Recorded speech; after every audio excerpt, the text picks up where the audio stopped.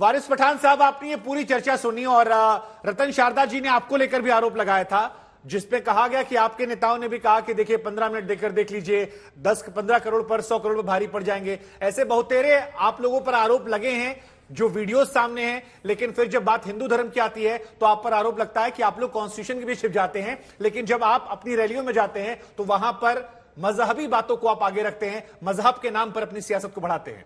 और धीरेन्द्र शास्त्री से आप लोग इसलिए परेशान हैं क्योंकि वो अपने धर्म की बात कर रहे हैं। इनके तो पार्टी के नाम में मजहब है। नहीं, मैं आपकी बात से जरा भी सहमति नहीं रखता हूं। ये सरासर झूठ बात है कि हम सिर्फ मजहब के नाम के ऊपर हम वोट मांगते नहीं, हम काम के नाम पर वोट मांगते हैं, लीडरशिप तैयार करने की बात करते हैं और हम संविधान के दायरे में रहकर अपनी बात रखते हैं। मगर अभी यहाँ पर विनोद जी, आप सबको डिस्टर्ब कर रहे हैं। अब आपसे हिंदू राष्ट्र है, हिंदू राष्ट्र रहेगा।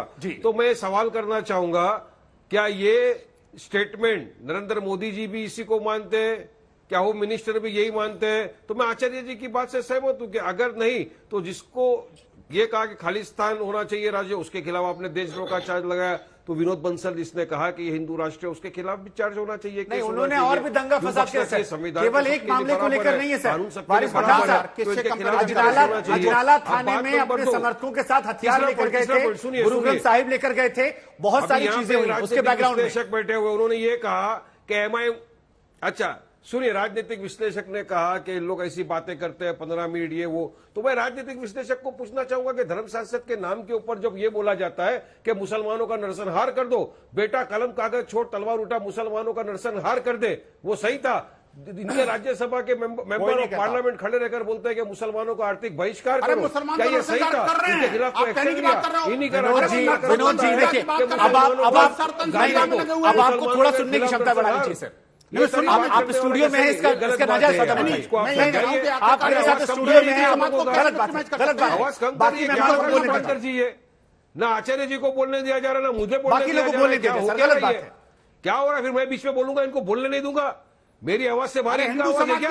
आपने हमेशा मालूम है आप क्या हो? ठीक है, आप मुझे बताइए कौन सी स्पीच के अंदर ठीक है। रतन जी, मैं आपके पास आ रहा हूं। रतन जी देखिए, वारिस पठान ने कहा कि जब धर्म संसद होती है या बाबा बागेश्वर अपने मंचों से बोलते हैं लाखों लोगों की भीड़ के सामने, बाबा बागेश्वर का भी जिक्र कर रहा हूं। मुझे बताइए, जब लोगों ने बातें करी इतनी सारी मुसलमानों के नरसंहार की, उनके खिलाफ क्या केस किया है? मैं यही सवाल पूछता हूं रतन शारदा जी। हिंदुओं का हुआ भैया, जेल में डालेंगे, 2020 बाकी लोगों के बताना पड़ेगा। विनोद जी देखिए, बहुत गलत तरीका से, बहुत गलत तरीका।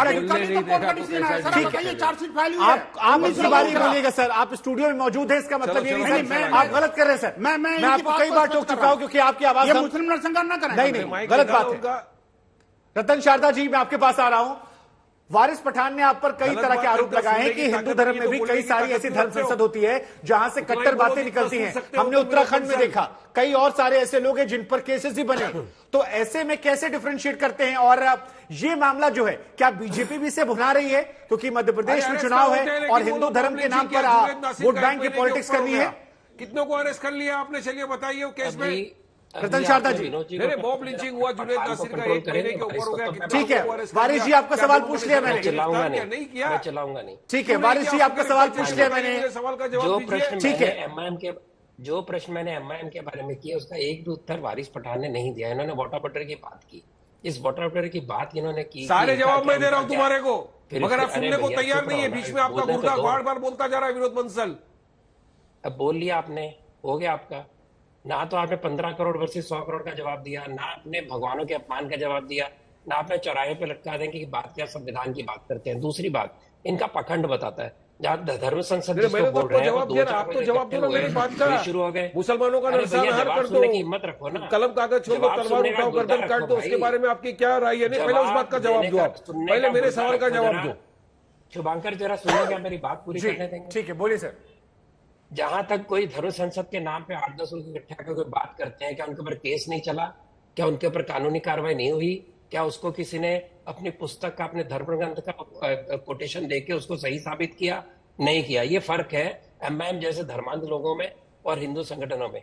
क्या जो संगठन, जो बड़े संगठन है, इसने किसी ऐसी बात की? नहीं की। तो कृपया छोटे मोटे विषय जो एक दो को बैठे हुए बोलते हैं आप तो इतनी बड़ी पार्टी नहीं नहीं सर, समस्या यही हो गई सर, हर आदमी ने अपने अपने हिसाब से तय कर लिया है कि मसला बड़ा कौन सा, छोटा कौन सा है। हमारी कोशिश थी सर इस मामले को समझने की, क्या धर्म की आड़ में सियासत जो है वो लगातार चल रही है, चाहे विरोध करके या उसका समर्थन करके।